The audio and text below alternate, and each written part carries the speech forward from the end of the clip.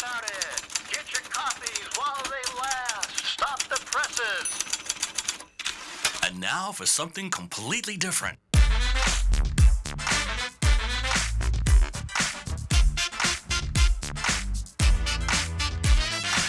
Wisdom is the proper use of knowledge and experience. I came here for the truth. Are you planting seeds or growing weeds? Community is our family, faith, and friends. Enlighten me a little. What you say is quite logical. Welcome to Main Street, the Craig L. Hayes Show. Hello, everybody. Welcome to Main Street, the Craig L. Hayes Show. This is Craig L. Hayes, the guy that's doing the Main Street. Welcome to the maiden voyage of this new podcast we're just starting. Today is the 10th of December, and we're coming to you from the Northern Command Center up here in Enterprise, Utah. And welcome, family, friends, and listeners all around this planet we call home to this podcast. And I hope you sit back, enjoy, and listen. But even more, I hope you go to the YouTube and like, follow, subscribe, all that fun stuff there. And you can also go to the other podcasts that I have on YouTube. One is called The Craig L. Hayes Show, Just Thinking, where we talk about everything else. And the other one is Showtime, or I should say It's Showtime, The Craig L. Hayes Show, where we talk about everything entertainment. So anyways, welcome to the show, and hope you enjoy the maiden voyage of the Main Street Craig L. Hayes Show. Right now, I'd like to introduce you somebody that I've known for, I can't even count how many years up here in Enterprise, Utah. I think it's somewhere around 10, 15, something like that years. And he's the dentist of Enterprise, Utah. He, put a hit on all the other dentists that are around the town, took him out, and now he's got his own dentist practice to himself. Nah, just kidding. So he's here, and he's going to talk about his youth and his growing up, and we're going to move on to what he's been doing here in Enterprise, because that's the point of this podcast, is talk about people who make a community work wherever the community is. So welcome to the show, Ben Cope.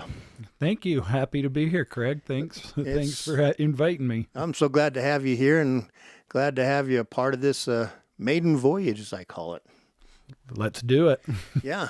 So let's just start when you were a youth. When you were young, where were you raised? Where were you born? What was your upbringing? What did your parents kind of do? Just a little bit about your background, and we're going to move forward. We'll make this kind of like a genealogy project at the same time. Sure. I grew up, born and raised in Salem, Utah. So Salem's up on the southern end of Utah County. When I grew up there, Salem was pretty similar to Enterprise, actually. 1,500 to 2,000-ish people. It was dairy farms and orchards is kind of what it was around there. And honestly, I had a storybook childhood. I loved it. I look back and it was fantastic. Up until I was in, I think it was after my fourth grade year in school, we lived down down in the Salem in the city, and great growing up down there. They got a great big pond in the middle of town, and I had we grew up about a block away from the pond and just had a good, fun childhood. But then in between my fourth and fifth grade year, we moved up kind of on the benches up above Salem. And so we were out of town, didn't have really many neighbors. We were just up, we were surrounded by gravel pits, and that was actually, I loved it. That was a dream. My grandpa actually owned the gravel pits. That's what he did, was construction. And my father worked for him a little later in my life. He started probably when I was in high school is when he started working for my grandpa. Before that, he worked, he was a furniture salesman for a while. He worked at a furniture shop. He worked for a tire shop when I was younger. But then, he ended up working for my mom's family's business, and it was construction, and then they ended up buying a farm. They bought about 800 acres up just above where I lived, and that just made my life even more of a little storybook because. You said 800? 800 acres. That's a lot of land. That's a lot of land. Yep, that's a lot of land, and it had multiple springs, natural springs, and so. During the winter when things would get slow with the construction company, they would send people up, and we had a great big reservoir and put in a pavilion and built a great big 2-story tree house and just made it this incredible playground. And then, got some cows and planted some alfalfa and irrigated with the water from the reservoir. And so, during the day in the summers, we were working construction, and early mornings we were moving sprinkler pipes, evenings we were moving sprinkler pipes and feeding cows, and it was enough work to keep me out of trouble, and I'm sure that was by design. But that's kind of a quick rundown of my growing up years. Yeah, a kid growing up around a gravel pit or anything like that, that's a dream come true, especially if you got a little motor scooter or something like that. You can build all kinds of tracks and all kinds of crazy we had stuff. tracks. I mean, not just the motor, we had motor 4-wheelers and all kinds of that stuff, and that was awesome. All the fun but stuff. It was the heavy equipment that we had access to that made it a lot more fun. I mean, we'd go. I mean, of course, we ran equipment during the summers, but we'd go over and just play on, we want to go play on a dozer or a loader or a backhoe or a track or whatever. We'd go play on it, At what age were you at this time when you were doing all this stuff? We moved up there. I was about, 10, 11, whatever age you are in 5th grade. So about 10 or 11. And we started working in the summers. We started full time. I mean, and it was 6:30 in the morning to 5 at night. And I'm pretty sure it was either our 5th grade summer or 6th grade summer is when we started working, and 6 days a week, and so we were putting in a decent amount of hours by the time. So my summers actually didn't look terribly forward to my summers when I was younger, because it just meant it was work from sunrise to sunset and hard work. I mean, it was tough. Yeah. We started out shoveling belts under crushers and eventually we'd work our way up to running equipment and feeding crushers and loading trucks and working on jobs. But man, it was a lot of work. Yeah, my younger brother for a while ran a crusher at a big plant down in Vegas, and he always the rocks that fell off always seemed to fall off and hit him. I don't know how he always worked it out that way, but it always fell off and hit him like in the head or hit him on the tooth or on the leg. It's like they were aiming for him. They're like, oh, there he is. Go get him. Yep. Go find that guy. Yeah. Fortunately, I never did get injured too bad. I did. Man, I remember one time I was young. I'm shoveling under the belts, and I went down in the hopper where it feeds the dirt. The loader pushes in the dirt and it feeds it in the hopper, and it was empty, and I'm like, I want to climb in there and see what happens when they dump that first load of dirt in the hopper. So here I am, this little, probably 11, 12, 13 years old, I don't know, and I climb into this hopper, and so I'm in this enclosed space, belts running next to me, and they just dump that, so you've got 6 tons of dirt, whatever, just all of a sudden, all at once coming down, and that wind, but that pressure from that air hit me, it blew me back and knocked me into the wall. I rolled out of that. I'm like, whoa, don't do that again. That was a lot of force. Oh my goodness. Don't have to do that twice to learn. One time will get me. Yes. Oh. But yeah, it was fun growing up around that stuff. We had a lot of fun. We got in a lot of trouble. My grandpa had a gypsum pit down in Levan as well, and so they would have to blast to get the gypsum out, and that was always fun. Whenever they'd blast, any chance I could get, I'd go down to help them blast, because just watching that when they blow that, it's just an incredible thing to watch. What is it with little boys and stuff that blows up? And I don't know, but there's a big draw. It's like it draws to it. I have to. Yes. Go. But my grandpa made a big mistake, and he was storing the blasting caps in the shop that was behind our house, and we discovered these blasting caps, and I mean, a blasting cap, you'd think, oh, they look like a big firecracker. They're made of metal, and these were electric blasting caps. So we just hook them to a 9-volt battery, and it'd blow them up. Yep. And they're powerful. And we started having a heyday with those things. And we would go over to the old, where they'd put all the old equipment, and we'd hook them up we'd put them on the doors of old dump trucks, and it'd blow a hole right through the doors, and so we could start blowing everything up. And we were just in heaven. Like, you couldn't ask for a better, for a teenager to have so we're blowing just everything up we can think of. And the mistake we made is we started handing them out to friends, and somebody's parents found them under their bed, and then that weasel turned us in, told them their mom exactly where they got them from, and so cops end up at the high school. And anyway, we get out. But one thing we always did when we got in trouble in high school is whenever they'd say, unfortunately, I got in trouble far too much, but when they would say, we need to call your parents, we're like, well, my parents aren't around. Let's call my grandpa. And my grandpa was he was, construction worker, anyway, he would show up because we loved it when he'd show up, because he'd get there. He's like, what in the world? What are you calling me here for? And they're like, oh, they got in a fight, or they had blasting caps. They're like, well, of course they did. They're boys. What do you expect them to be doing? Oh, yeah, get them back in class. Like, let's stop wasting my time. And they're like, wait, no, it's not good what they're doing. And he'd be, oh, leave me alone, So Grandpa was always our go-to when we got in trouble, because he was always just like, no, that's what boys are supposed to be doing. Yeah, you want them to get in real trouble or something, Yeah. No, I think grandparents have a far more tolerance for the grandkids than the parents do on that stuff. So absolutely. No, that's pretty cool. No, blasting caps got punch on them. They got punch. People don't realize, they have a lot of punch to fire off the dynamite. Yes, they do. It's pretty amazing.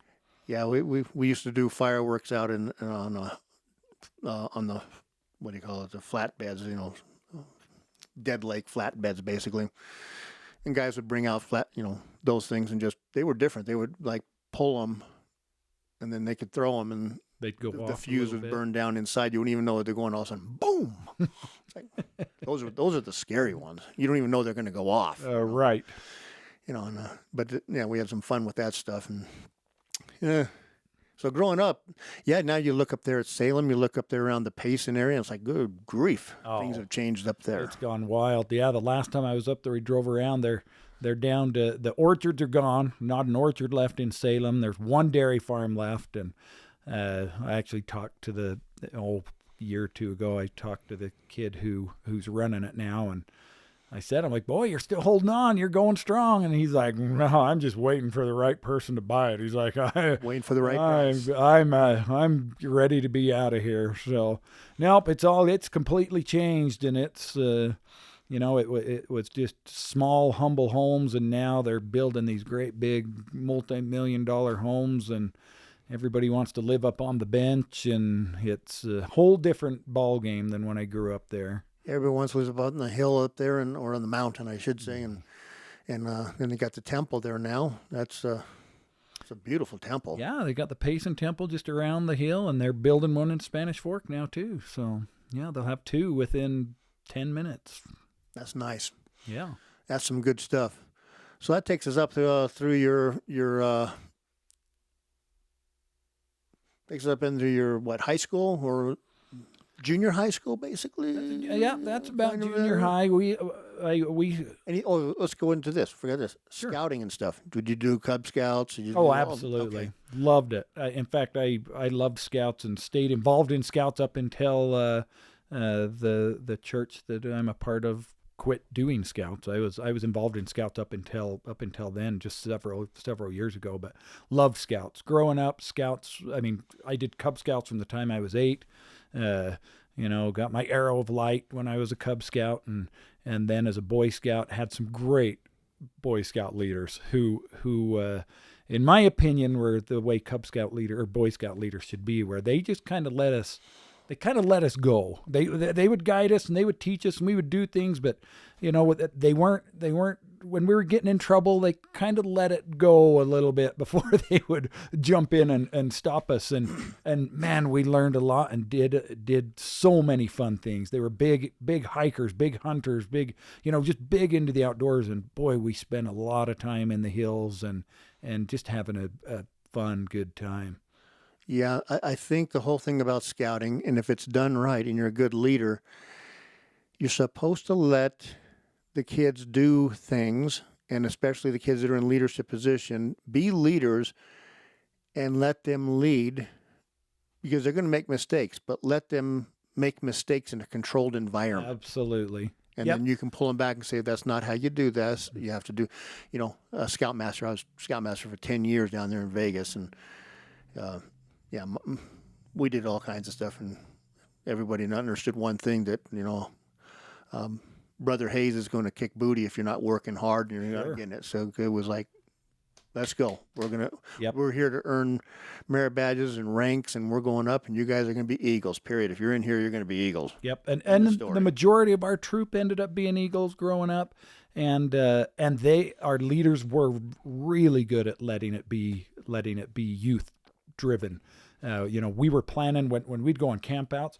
I'm sure they were there, but, you know, looking back in my memory, I don't even remember them being there. Like when we were putting the Dutch ovens together with food and getting stuff, and man, we cooked some wild stuff. We just, whatever we could find over in the barns and the farms, we'd cook it up, and it was fantastic. Like we just learned so much about leadership and the outdoors and how to survive and how to be a good person and how to be a good citizen and how to get along.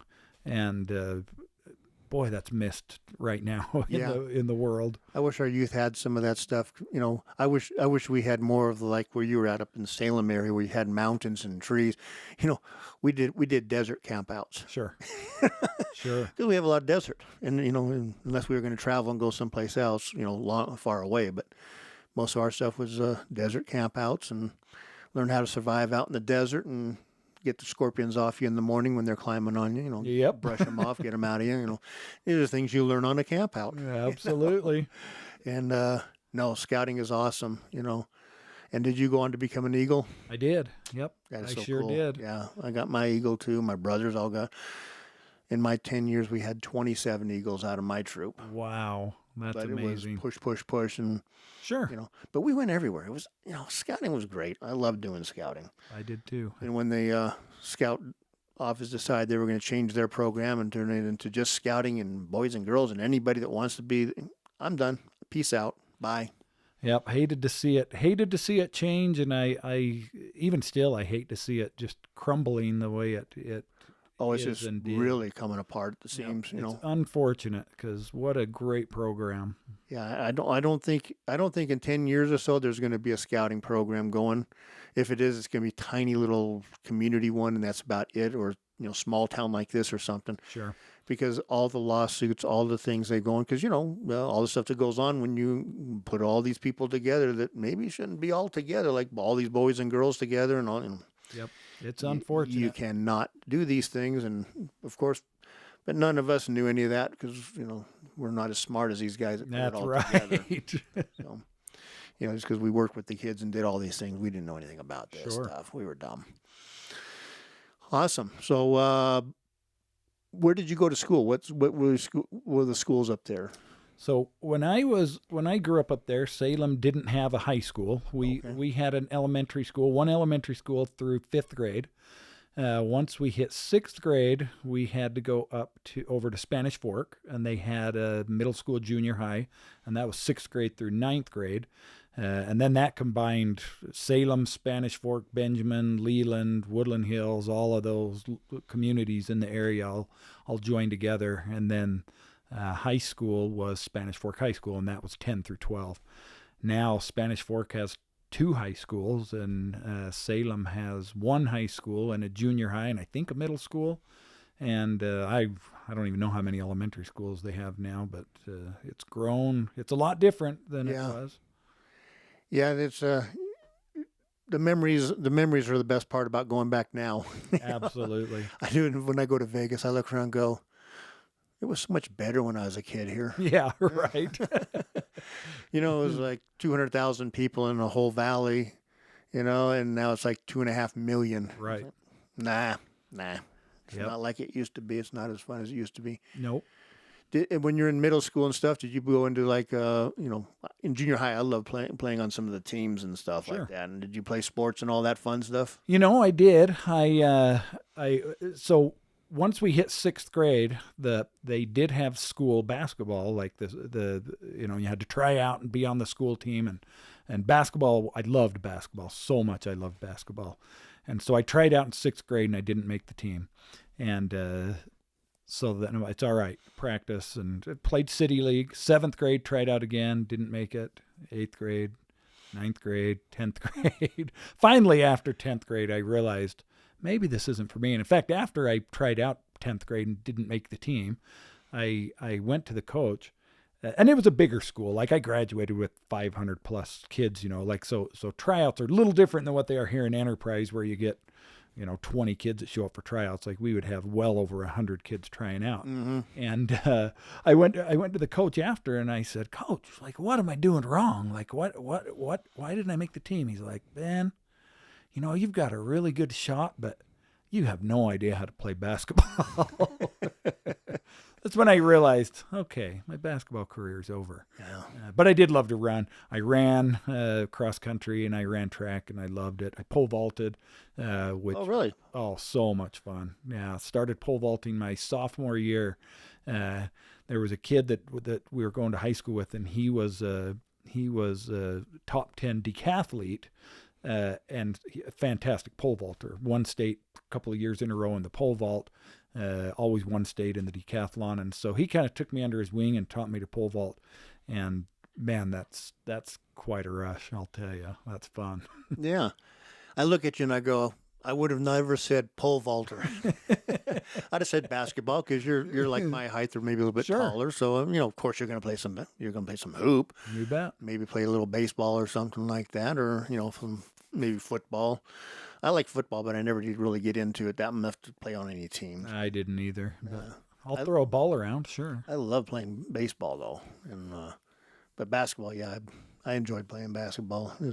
Never got any school team because I was like you. I was good, but not that good. Not good enough. I know. I was right there. Yeah, it was like they would look at me and look at a couple other guys and go, "We're gonna take these other guys." Like, yeah, oh, crud. I tell myself I was just the last one to get cut. So I was right there. At least that's what I tell myself. We were all right there. We're just that's right there. But we had a lot of church basketball stuff going on, stuff like that. So. Or should I say, we had a lot of church fights and basketball would break out. That's about what it is. Yeah. Yep. It's that was much more competitive in a lot of ways too. That was a lot more competitive. It was brutal. Definitely a lot more physical. Yeah. We had the Deacons basketball, and which they would play in one day. All in the stake, everybody get together. It was like you play until you lose. You lose, it's single elimination, and whoever was standing at the end, they were the winners. So. we won that a couple times. Well, there you go. That's fun. I don't remember if we ever won any church ball. I did get thrown out of a church ball game once. I got 2 technicals and got thrown out. I remember that. And then the stake president, I get a call and they wanted to meet with me. I remember he's like, "What is going on? What's this they're telling me about you?"